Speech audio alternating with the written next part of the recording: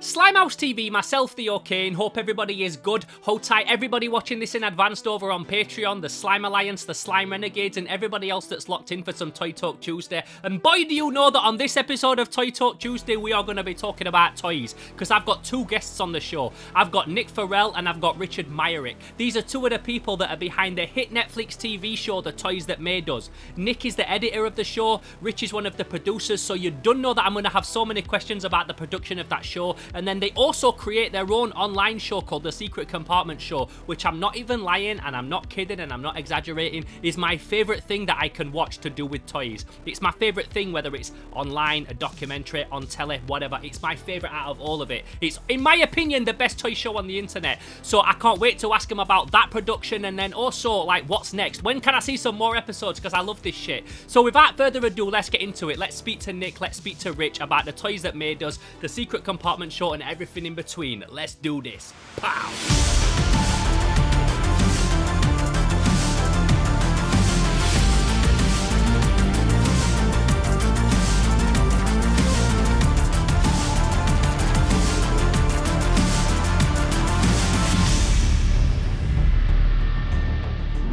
Nick Farrell and Rich Myrick, it's an honour to have you on Slimehouse TV. I know we've wanted to do something like this for a long time, so the fact that we could make it happen, and also around Christmas feels like my own little personal Christmas present. And yeah, have also helped me out a lot because I'm going to the UK's biggest toy show tomorrow, which is on a Tuesday. Tuesday is normally when I'd make my Slimehouse Toy Talk Tuesday episodes, and I was like, what the fuck am I going to do? I'm going to a toy fair the same day and then trying to produce an episode for the channel. So you guys have really helped me out by doing this, allowing me to produce a Toy Talk Tuesday episode with you guys on. We do what we can. I know, obviously, we've got together today for our love of toys, and the reason I started to talk to you guys in the first place, how we even connected, is because you've got this incredible show that you've created online. There's only one episode out, but it's like a feature film just watching that one episode. Incredibly ambitious, so much going on. And as somebody that produces like toy content on the internet and also tries to film stuff in a certain way that looks filmic and put a bit of motion graphics in there and go a little bit more above and beyond than like a normal internet show talking about toys, you two have like set the bar with that. So we're obviously going to talk about the Secret Compartment Show, but I suppose it's more importantly, first of all, to talk about how you guys met and how many of us will have heard about the project that you worked on before we even knew who you people were, and that's The Toys That Made Us on Netflix. So just a little bit about where that came from, because that kind of like, it kind of changed the motion of toy collecting. So many people I speak to blame me for like, oh, people like you online talking about toys or why toys have gone up in price so much recently. And I can always throw it back about, well, what about Toys That Made Us? That's bigger than I've ever been. And I do remember as we were in production on season 1, and this is after we'd announced it already and we'd started to do some promo for it, that in a lot of the toy groups that Nick and I are in on Facebook or whatnot, we started to see some chatter from people saying like, oh, if you're trying to find some vintage He-Man or G.I. Joe, you better get it before this show comes out because it's going to skyrocket the prices. And that was like, you know, at first it was kind of just like, and then like, you know, you kept seeing it. And some people were happy about it, obviously, and some people were curmudgeonly about it, but we didn't really know what the actual, you know, real sort of effect of that series would be. But, and I'm not saying that we were the, you know, cause of any sort of price spike on the secondary market, but a more than 0% chance, I think. I don't think it helped that it came out around lockdown time either, is it? Just like that was like a time when everyone was sat at home clicking online, buying toys, and also that show made them all look so fucking awesome again. That helped. That helped as much as the show, I think, if not more so, was people just sitting around bored on eBay during the pandemic. We'd predated the pandemic by a few years, 3 years. 3 years. I was always a little hesitant to buy into that narrative that our show had any kind of hand in that. But I think as time has passed on, I've kind of accepted it a little more, just based on things that have been told to me and anecdotal evidence I've seen online. So I honestly think it was a confluence of things. I think there was also the mainstream was starting to embrace this stuff more and more as a whole. And I think we were just kind of one piece of an overall thing that was kind of starting to trickle into the zeitgeist. But yeah, I think it was definitely like Rich said, a percentage of it maybe. Because I think a lot of it was our show was a lot more accessible to an audience of people who generally would not be like watching YouTube. They're absolutely. and part of the criticism of not that I've really entertained too much criticism on the show, but one thing I've heard people say when they critique the show is that maybe we dumbed it down or watered it down and made it a little more accessible for people who aren't like hardcore toy people. Not that we did water it down, but I think we did make a topic that otherwise would be off-putting and obtuse to some Yeah. people. We made it more accessible, and then by doing so, I think we kind of we enchanted people who otherwise would not have been as excited to get into toy collecting as they were after having seen our show. And so you brought in this new, call it what you will. If we brought in some of the normies or whatever, but like, yeah, I think you had people who before, like, I have a personal friend of mine, a childhood friend, who I would definitely say is one of those people.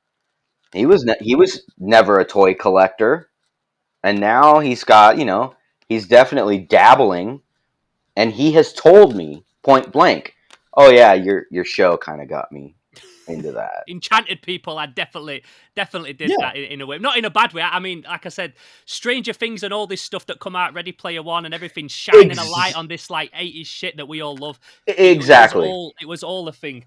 One of those, like, whenever I spoke to anyone about like retro toys, they'd always say to me now, especially nowadays, "Oh, have you watched the Toys That Made Us on Netflix?" And the fact that it was on Netflix, like 90% of the world who watches TV has Netflix, and they watch anything that goes on that's in recommended. Yeah, the topic had never gotten a platform.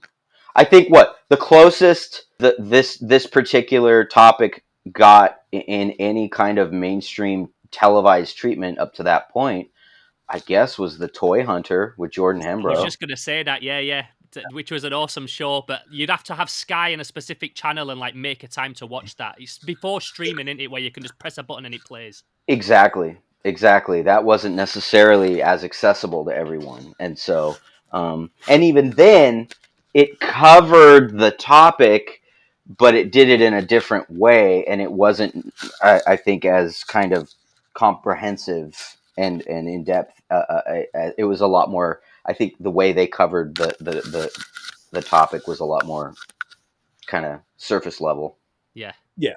I think like what Nick said, that the appetite for something like this was already there. It just needed to happen. Mm-hmm. And one of the biggest compliments that I think any of us can ever get is talking to somebody and them saying, like, I have no interest whatsoever in Barbie or My Little Pony, but I watched that episode and it's one of my favorite episodes. And I think that's kind of what Nick's alluding to, is just like, we set out to make a show that, collectors can thoroughly enjoy, but someone who's never bought one of those particular toys respective to that episode can still watch that episode and be thoroughly entertained.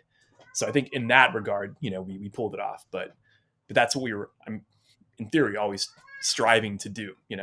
I feel like you absolutely did that, and also this is a kind of subject matter that's always going to get covered by someone anyway, because that's always my argument. Not that like what I do is on a platform anywhere near the Toys That Made Us, but people will say like, you putting this stuff on the internet and showcasing it and making it look good and enchanting people, like you said, is not helping the toy scene. But I'm just like, well, if it wasn't me doing it, there's always going to be someone else doing it. I'd rather it come from me, who's passionate about this stuff and knows about it and has been into it all my life. And this is a show created by not just you people. There's a whole team of people into it that work on it, but like by people that are genuinely into this stuff, know the right people to bring on the show and interview, the right questions to ask, and the right way to showcase it. So you couldn't have asked for a better team of people to create that.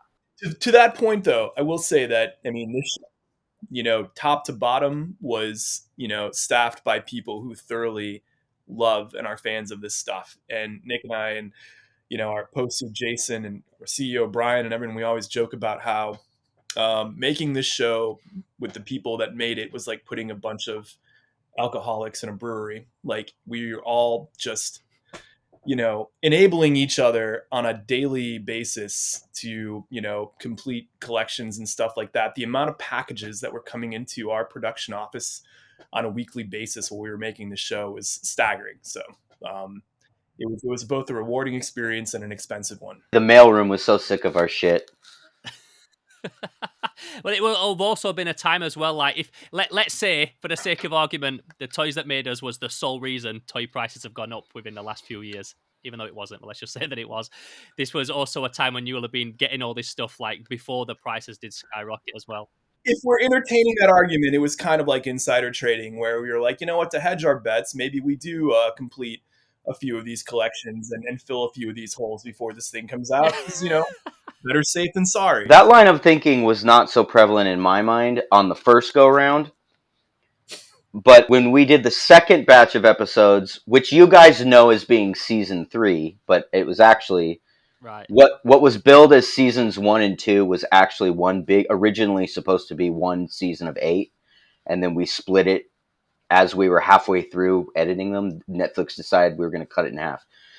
So I always, it's called season 3, but I still always think of it as season 2. But when we started season 2 to me, season 3 to everybody else, I remember I had a couple holes in my TMNT collection, and as we were gearing up to do TMNT, I was like, oh, I gotta get you know what? I never had Pizza Face. I gotta get Pizza Face, and so it's like, stuff like that, where I definitely, like, very consciously was making that decision, like, oh shit, I better scoop these last couple guys up, because by the time season 3 airs, TMNT prices are going to shoot up. Your sewer playset was the one that we used on the Lightbox. Yes. Both my sewer playset and my Technodrome, and those are my originals from childhood. Yeah.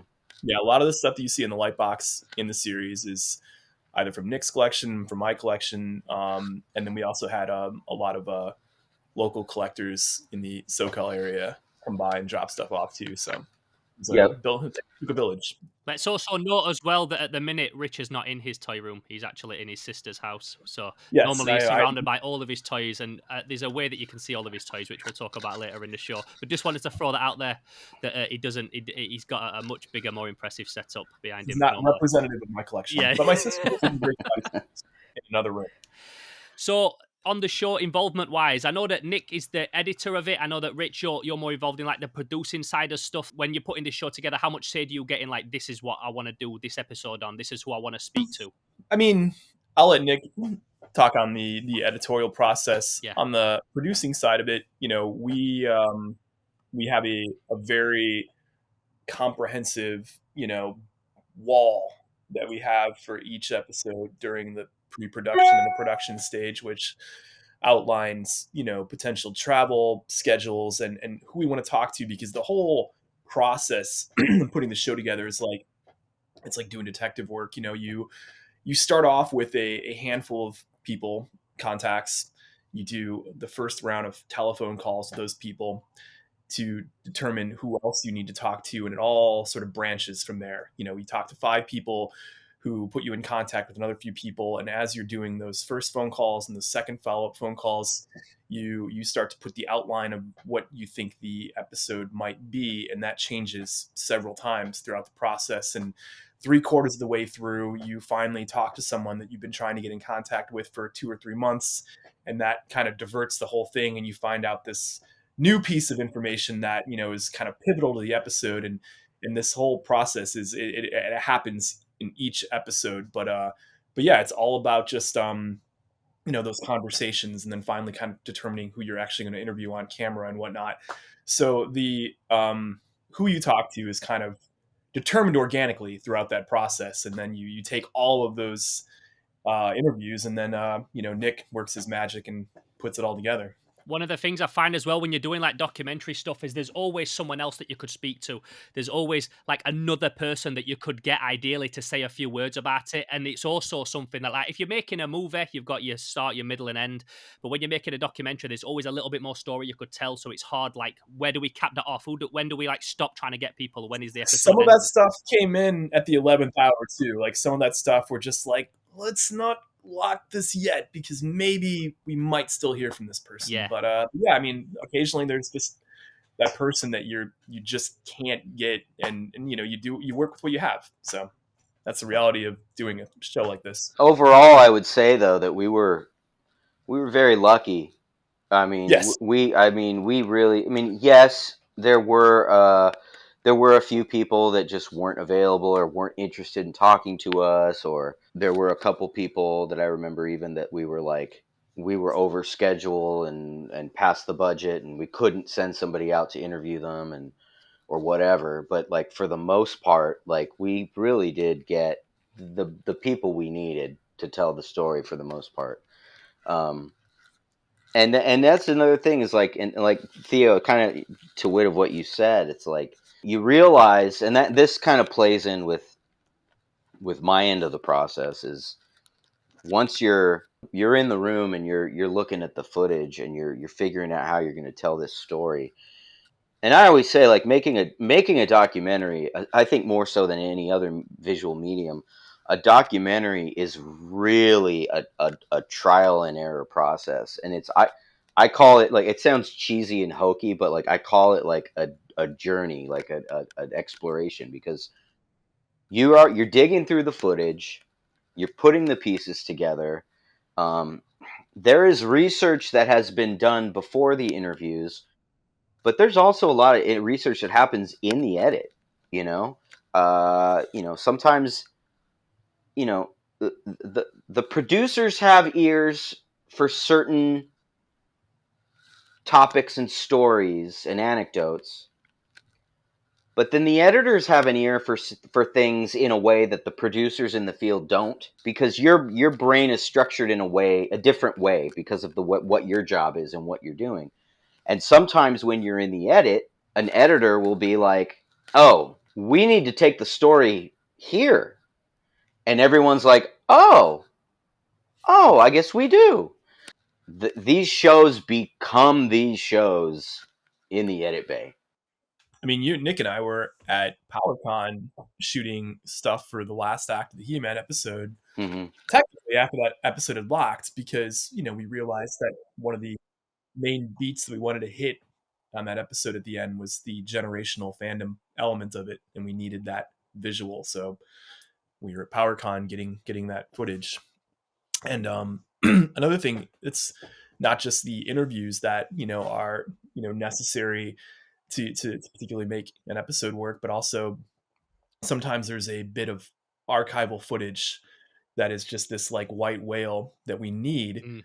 in order to use a particular story point. And I think always think back, one of my one of the most victorious moments of this entire show was on the Power Rangers episode with Margaret Lesh, where during the interview she was talking to our CEO Brian, and she mentioned that she had structured a royalty sharing deal with the affiliate networks who would get a cut of the toy profits if they carried the show, which is how they got the show on the air. And this was like just revelatory to Brian, and just like this incredible kind of info bomb that no one had ever mentioned before. It was one of those things where it's just like, we have to talk about this, but we were having the hardest time finding any, like, not to say, Margaret's word isn't good enough, but when you're doing a documentary, you want to have something to use as a reference to that point. Couldn't find anything that relayed this information, and then one day I found this clip online, and it was just like the golden goose, and it was her at this affiliate network, gala, and she's on stage and she's verbatim just saying this thing about how they would all get a share of the toys. And it was just like the skies parting, because now we can use that bit of information, that bit of the interview in the episode. And that was crucial. That was a great clip. Yeah, I remember when we got that. It was perfect. That was that. It's that perfect synergy of that's when you know you've got the goods, is when you get those really sweet interview bites, and then you have some piece of corroborative material that you immediately cut to, and it's like suddenly this vague thing that they're talking about, suddenly like really lands and feels real. Because I remember we were it all felt very hollow and empty at that part when we were discussing that deal.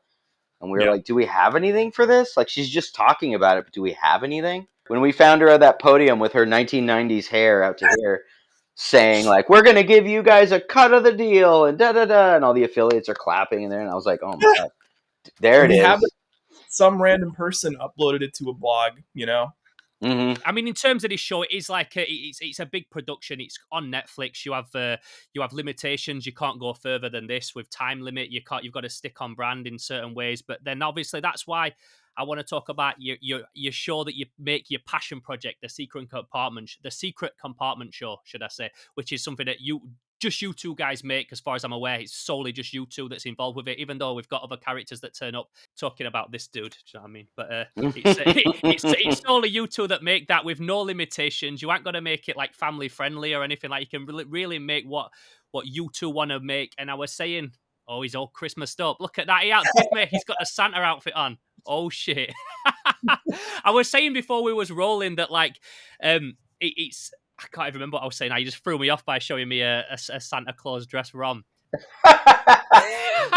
Oh, I was saying that out of everything I've watched online, like all the toy stuff that I watch and all the toy stuff that I enjoy watching on YouTube, you guys raised the bar, set the bar, and he's still even now, even though you've only dropped one episode, he's still like my favorite thing that I've ever watched that's toy themed, not just online but ever.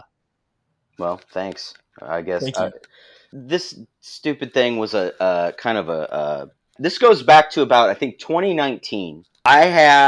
Originally I'd toyed with the idea of doing a podcast, and it started to dawn on me that doing a podcast about, not that there's anything wrong with this, because there are a lot of podcasts about toys, and that's great, and some of them I've listened to, but it seemed counterintuitive to me in that this is a visual medium. Like toy collecting, toys are a visual. You put them on a shelf and you look at them. And I thought, well, I feel like I'm wasting time and energy making it something that someone's just going to listen to. This should be a visual thing. And then I was going to do a blog. I actually bought a domain. I still own the domain. And it was not the Secret Compartment. It was going to be called something else. And I wanted to do a blog that was kind of like a Swoosh or a Toy Arc or whatever, but only about vintage toys, and it was all going to be like satirical write-ups. Yeah. Kind of an Onion, kind of a Mad Magazine, but like a satire of a Swoosh, kind of. I think I hit you up, Rich. Didn't I mention it to you? I threw this out to I asked We you. talked about this during when we were still working on Toys That Made Us, because there were like just these in jokes that Nick and I would have where we wanted to do like a weekly showcase of someone's toy collection on grandma furniture. And it was just stuff like that. Yeah. And so that was a thing. But then I realized for that to be successful, that has to be like a weekly, couple times a week kind of thing where you need to be posting columns on the site. And I was going to have to I was starting to enlist other people and to be like, okay, you want to write for it? Do you want, I was just trying to find people who knew about toys, people who had a sense of humor. And I had some people lined up. And then some of the people I started to get a little worried about in terms of if they were going to actually follow through with it. Even though it's all bullshit and it's a gag and it's silliness, it's like running a real website. I would have to pay people to keep them motivated to keep supplying content to do this. And I realized, okay, that's a cool idea. And maybe if you had some money and you had some people, maybe if you had people who were actual writers, who would be motivated to do it could work. But I scrapped that. And so then it kind of became, okay, what can we do? Why don't I just do what I already do? And that would be making video content. And it all started when we hit lockdown. And Rich, you were supposed to do a panel at WonderCon, right? Supposed to do a panel at WonderCon with Gavin and Toy Shiz. It was the first of the series that we've been doing at a handful of conventions now, both remote and in person, which is the Indie Toy Showcase panel, where we highlight, people like, Fresh Monkey Fiction and Foosh and things like that. And yeah, I mean, everything just got squashed. And so just kind of sitting around spinning our wheels. And you guys had to, at the last minute, WonderCon pivoted to that con from home thing, The- they streamed all the panels. right. And So that was your panel like kind of fell apart as a result of that, and but you still have the slot. And well, the slot. at the last minute, you were like, "Do you want to come on and do it with me?" So it was like me and Rich doing it from our houses. Like, what was it like? 2 weeks, less Yeah, than we had 2 weeks after lockdown started. it was fresh Yeah, fresh slot. yeah. So it was very off the cuff and informal, but whatever. And we did it, and I don't know, we basically just bullshitted on camera for about 45 minutes or whatever, and then they were like, "Great, thanks, that's it." And Yeah, so, and I said, "Hey, that was fun. We should do another one." And then like a week or two later, we did a thing on Instagram Live where we streamed and we just chatted about. And this is, mind you, this is not Secret Compartment. Yeah. This is just me and Rich on Instagram, and we did a thing where we chatted about U.S. forces / American forces, the American 900 defense. American defense. I'm sorry, the 900 different names that those weird Remco / Galgo / whatever companies made those GI Joe knockoff figures. Yeah. We did a thing where we talked about those. Eagle Force, they were called a lot over here. Is it the same ones? Yeah, they were. Yeah, I mean, there's if you can think of a name, they were probably on a card with that name somewhere in the world. So we did a thing where we talked about that, very informal, just me and Rich chatting on Instagram Live. And I was like, well, that was fun. We should do a thing like that. And but and then I thought, okay, well, we're gonna do that, but it's gonna be like a thing. It's gonna be like we're gonna go all in. And mind you, at this point, I had like a whole bag of tricks that I had wanted to do, working on various shows in the past, not just Toys That Made Us, but various shows that I either was not allowed to do or there wasn't time to do or whatever. And so I'm just building up this like, well, what if we did a thing with that? Or what if we did that? Or what if we shot things like this or shot them like that? Whatever. I'm just banking all these ideas that I have stored up from the past like 5 years of working in television. And I said, okay, well, what if we do a toy show? Like the basic like mission statement, I guess, for lack of a better term, was what if we do like a toy YouTube show, but we just up the ante and we try to make it as like polished and like broadcast worthy as we possibly can, given that we're just like shooting it in our houses and we're not like really shooting it in any like professional context. And so we were off to the races. And I like silliness. I don't know how to really not be silly when I make stuff. Because at the end of the day, it's toy collecting. There needs to be irreverence, and I think not to get too off the topic, but Nick and I have often talked about how hard to watch sometimes it is when people, take too reverent and important, self-important a tone when talking about 40-year-old guys collecting toys. Yeah, I get it. And what I like about it is like what I always wanted to do with my toy stuff is I don't like, you watch Toys That Made Us, and it's very family friendly. It's wholesome, and you could watch it with your nephews and your kids and stuff, and that's great. But then there's also that type of show that you want to watch that's when it's just like us guys shooting the shit. If I'm talking about He-Man with my friends, I'm not cursing about him. I'm not saying like, oh, this guy looks like he could rip your fucking head off. And I'm talking like I'm talking with my friends. And that's what I always wanted to do with my YouTube. And in many ways, it will have hindered me because obviously you get certain stuff demonetized if you're swearing and things on there. But I never wanted to hold back because that's me. I'm an adult that collects this stuff. I'm not an adult collecting it to show it to kids. And that's what I loved about your show, that you did. There's no holding back with it. You are talking like two dudes who would talk about this stuff if you was just chilling at home. And it's so rare that you get that on YouTube, which is in many ways it was like a breath of fresh air. And was that always like a conscious thing? Obviously, you'd made Toys That Made Us. Was this like, okay, let's make something that's edited just as good as the Toys That Made Us, but it's doing all the stuff that we wouldn't be able to do on like a wholesome family show?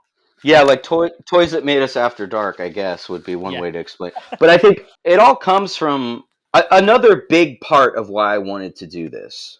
Working in television, a lot of what working in television, I'll break it down essentially what it is, yeah, especially when you're an editor and you work in post production. You slave away on something for weeks and weeks and weeks, sometimes months and months and months. You pour your everything into it, depending on what the show is. Some shows aren't deserving of everything being poured into them and you just take the check and run. But other times you pour everything into them yeah, and you really you really start to get attached to it, and you have a sense of ownership, and you're very passionate about this thing that you worked on for day in, day out, for weeks and weeks and weeks, months and months.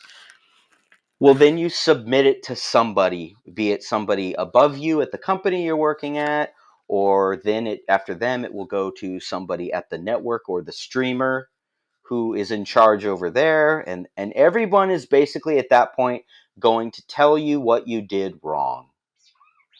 They're going to say, this is wrong, this is wrong, this is wrong, this is stupid. Why did you do that? Why did you do that? That's what notes are.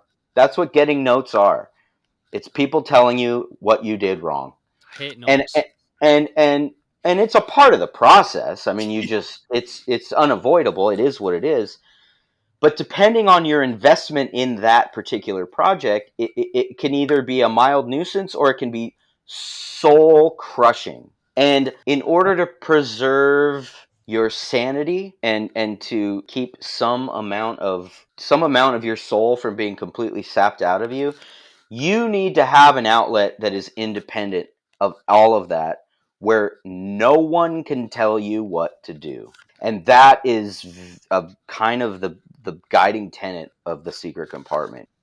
And that also kind of plays into why I'm not worried about monetizing the show. I'm not trying to make it marketable or sellable. I'm making what I want it to be. And so whatever Rich and I talk about, and then however that gets manipulated in the cut, and however that gets embellished in the cut, that's what it's going to be. Does that mean my take is right?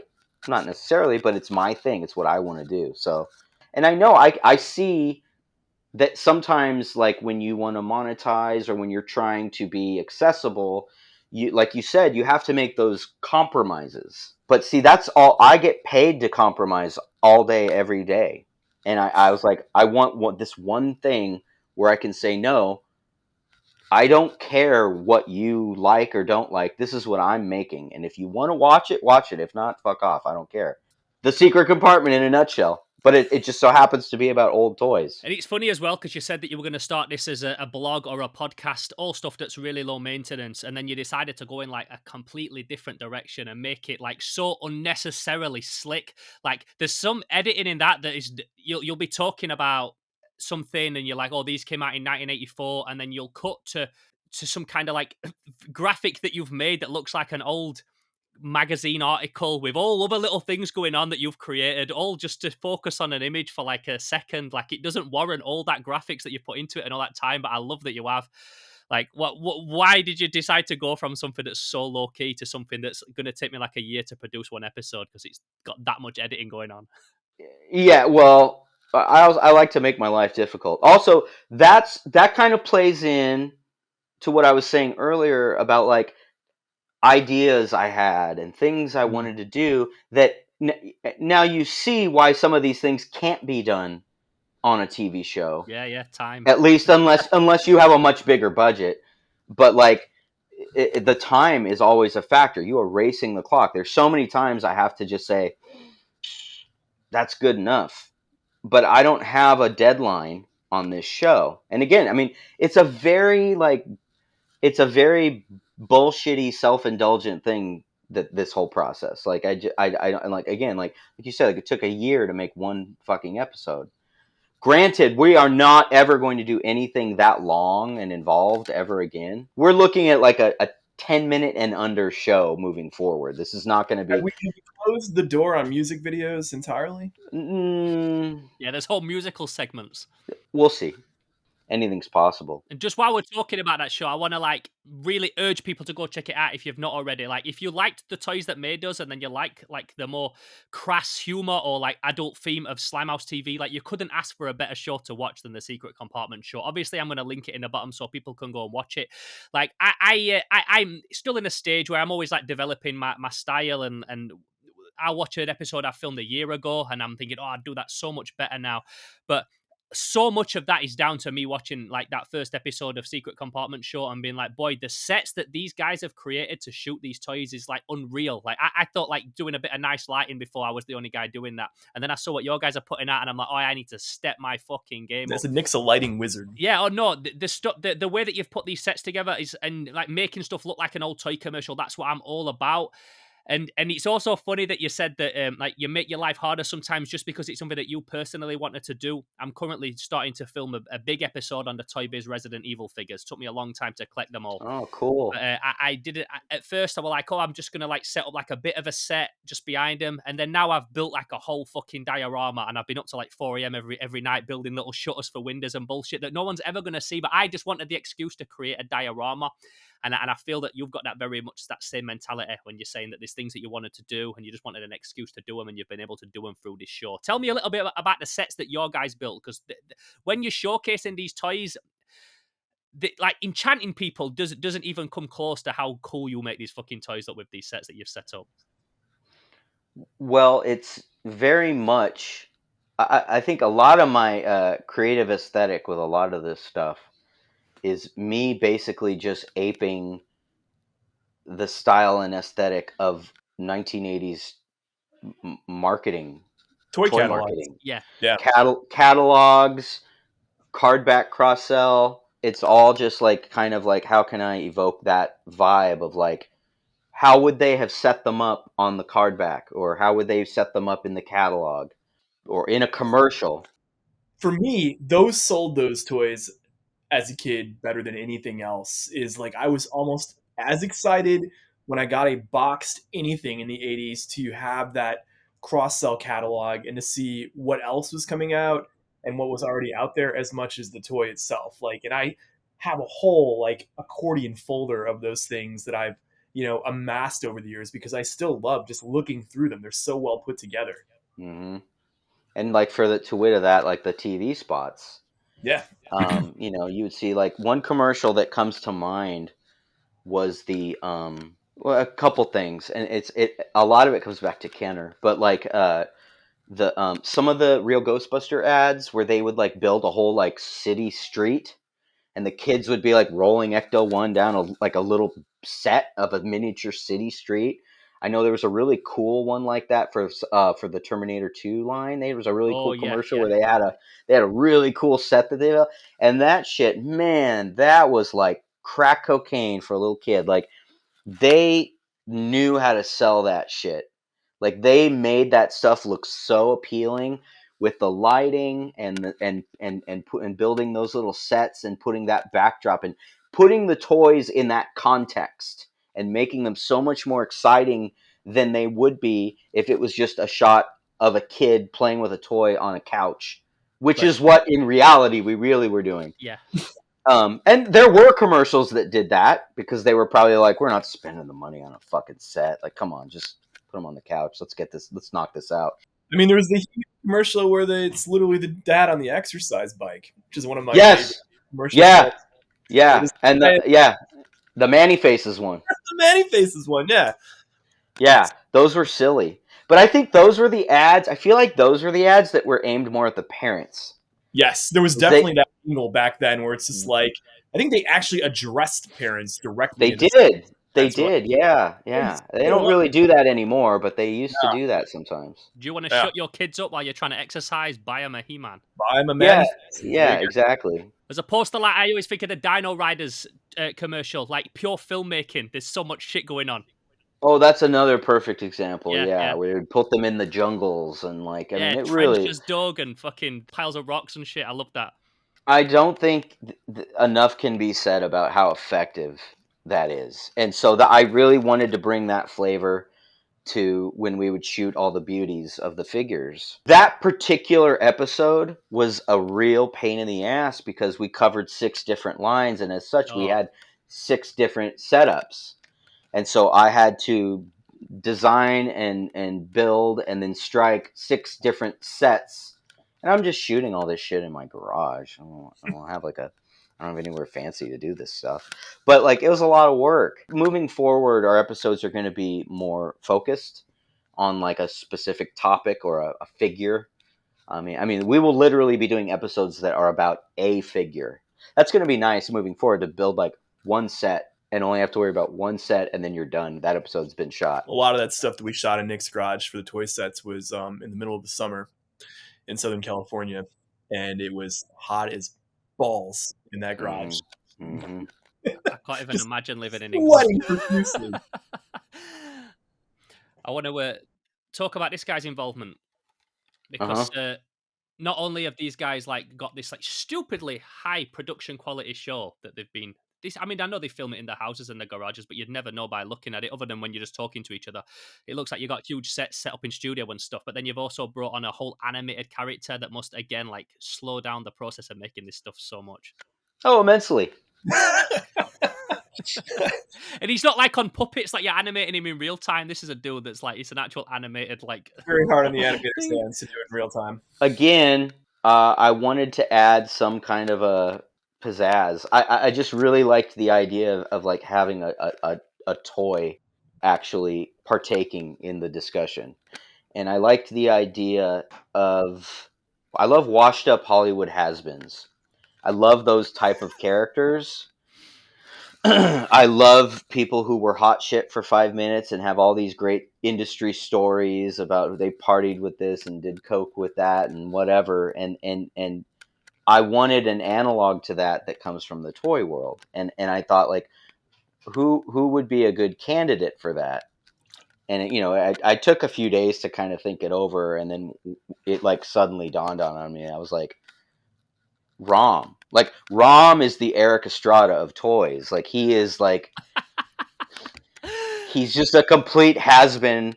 The toy industry won't give him the time of day. Like, no one will take his calls. He's just this bitter, washed up old toy who like had his moment in the spotlight for about 30 seconds. So that was the thing. I just said, okay, so we get this angry old washed up guy. He's also really inappropriate. He's the uncle at the holidays that no one wants to sit next to. And, hilarity ensues. That was kind of the whole angle really for Rom. And, there had to be something that set the show apart in terms of like the head count on an episode. It's me, it's Rich, and then it's a talking robot. And that kind of gimmick kind of provides like a mechanism to move the show forward too. So Nick and I don't just get lost in like aimless rambling for 40 That's precisely it. Rom's a nice way to hide edits. He's a nice way to move from segment to segment. He's also a really tricky way for me to tweak the show in the edit, where I'll be like, oh, we forgot to throw to that next thing. Well, that's fine. I'll Rom do it. Yeah.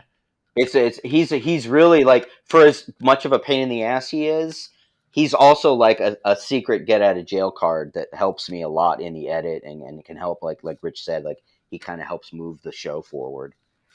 In a way, like subtly too, he kind of implies that, I mean, for me, like without revealing too much of anything that we have planned for future episodes, one of my most, I guess, appealing parts of being a part of the show is getting a chance to talk about toys that aren't often talked about in other kind of similar toy type mediums. And I think that was something that Nick and I really wanted to concentrate on. Is like, if we're going to do this, let's not talk about the same 10, 15 toy lines that are discussed ad nauseum in any other kind of medium like this. Let's talk about toys that never get talked about ever. So, and it's also kind of like, and if we do discuss something that already has kind of been in the discussion, it's finding like a unique way to discuss them in a context that hasn't been discussed before.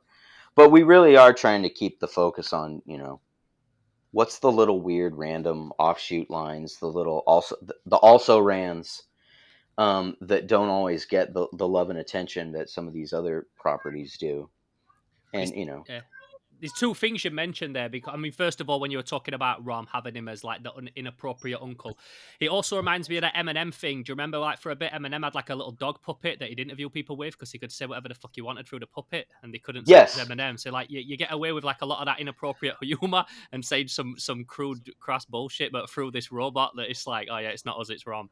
So it definitely seems like it's got that thing going on as well.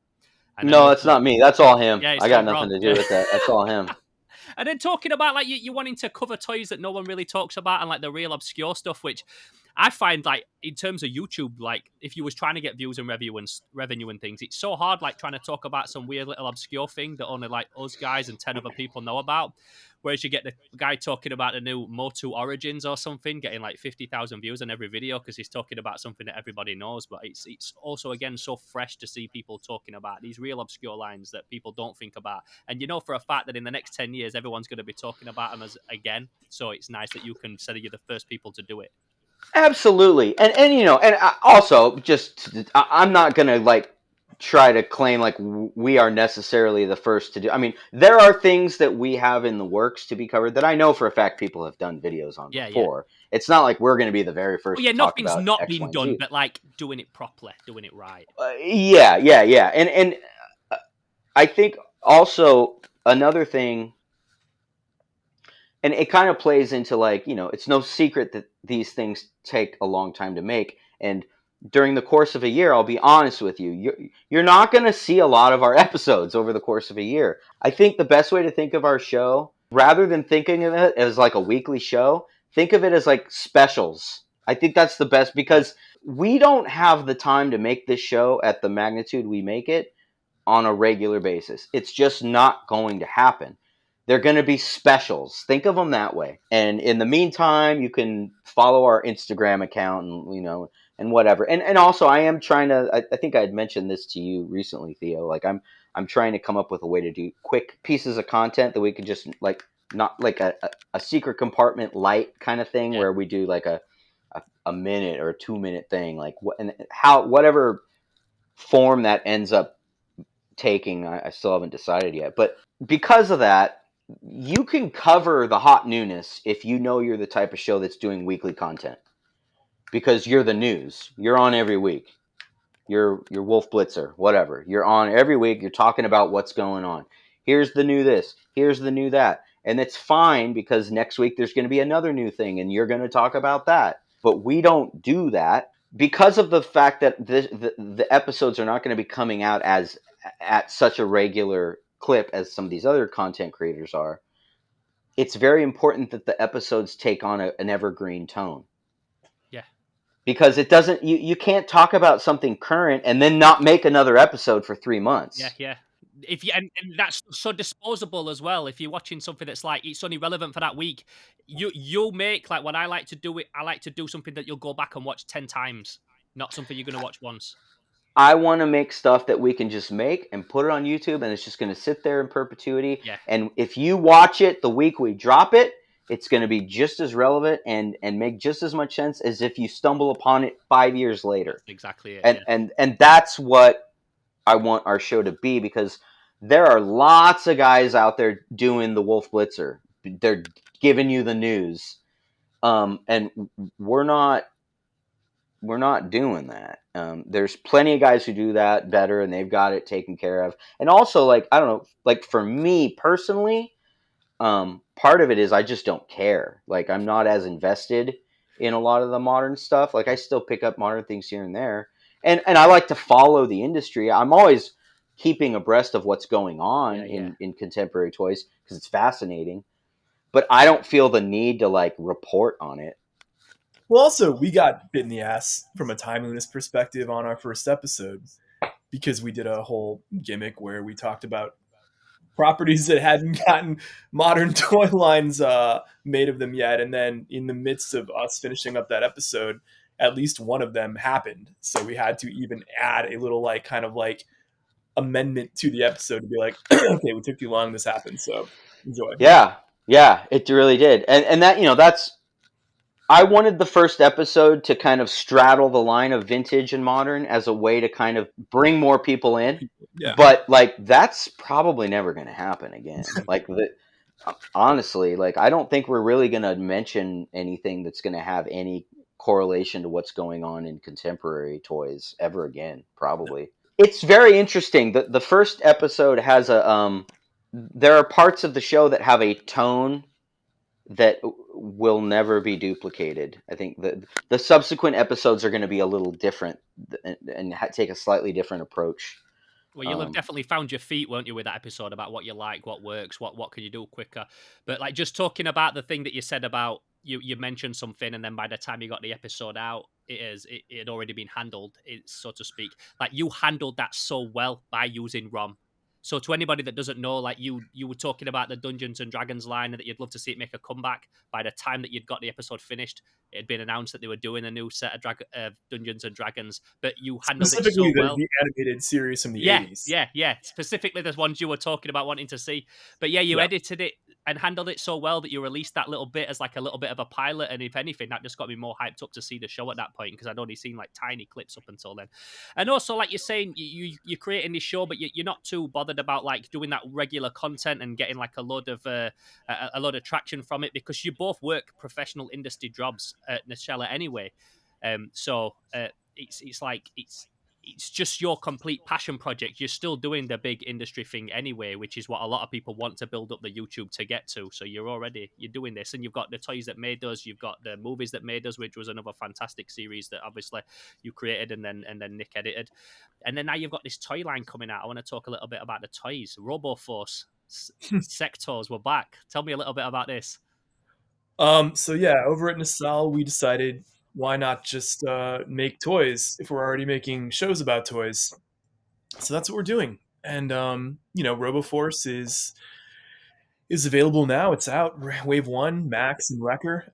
They're big, 7.5-inch tall honking toys that you could club somebody with, and they're highly articulated with working suction cups. And it's giving Roboforce, it's just due, giving it a second chance. And then on that same note, we'll have Sectaurs out later next year, and that will be more of a direct nod to the vintage line, using the same tooling and molding as the original line to not only release the original Sectaurs figures, but also release the original unreleased Sectaurs figures like Stellara and more. So yeah, I mean it's surreal to be able to not only make shows that celebrate these toys that we grew up with, but also to bring back these toys that we loved and grew up with. So what I love about that, especially with the Sectaurs thing, is that you've gone back to the original molds and created a figure that we could never get back then, that we would have wanted.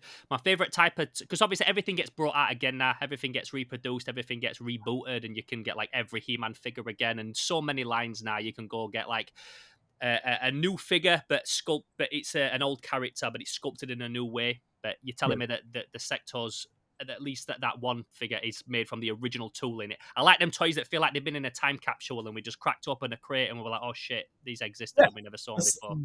We're adding a few new bits of articulation that I think people would have maybe wanted in the original figures, but otherwise they are as you remember them. Yeah, awesome. Well, it's been wicked to talk to you, boys. I mean, I can't wait to see what you've got coming out with the Secret Compartment show, the new episodes. Like I said, if you've not seen the episode that you made before, I'm going to link it below, and I urge everybody to go and watch it because, like, it's honestly, like I said earlier, and I'm not just saying it, it's honestly like my favorite thing that I've ever watched that's toy themed, like online, on a DVD, on a documentary, whatever, like on the. It's my favorite thing that I've ever seen, whether it's on TV or on YouTube, toy themed. So you absolutely nailed it, and I can't wait to see what you come out with next. Well, thank you. That means a lot because coming from a guy like you, because I mean, you in turn, not to turn this into a circle jerk, but like you have made some of my favorite online toy related content. I mean, the weekend. This was weird how this worked out. The weekend our first episode dropped was the very same weekend your Kenner Robin Hood Prince of Thieves. That's right, it was, yeah. Piece dropped. And it was like, I was like, oh my God. Like both of those were like shat out into the world at the exact same moment. And I remember just like being so like excited that like, because watching your thing was just as exciting for me probably as you watching our thing was. So like that was a lot of fun. That weekend was a lot of fun. I ran myself a bath. I set the iPad up. I got a beer and I chilled and watched the whole episode. And I never do that for YouTube shit. I just put it on in the background. But that, like, I made an event of that night to watch. That's what I did with your Robin Hood thing. I like set myself up and I was like, all right, I'm gonna watch this. Yeah, yeah, man. For real. Yeah. It sounds like we've both got some real good stuff in the pipeline that we're both excited to show each other. And yeah, like if you're excited to see my stuff, that's awesome because I can't wait to see what you've got coming out next. Very as well. excited to see your stuff.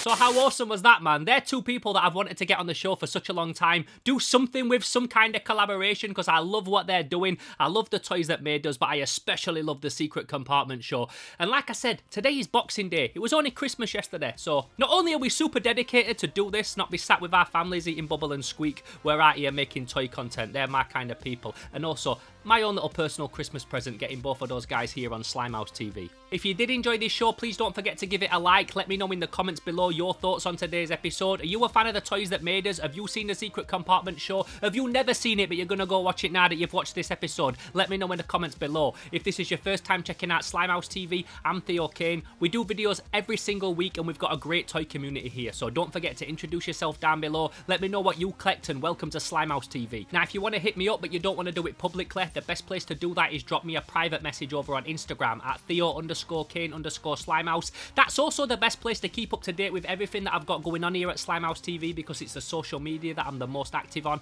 Also, if you want to help support Slimehouse and make me make this channel bigger and better than ever, the best place to do that is support me over on Patreon at patreon.com/SlimehouseTV. You get access to these videos 2 weeks in advance and some other exclusive stuff as well. You can become a Slime Alliance member, a Slime Renegade member, or just do a one-off donation.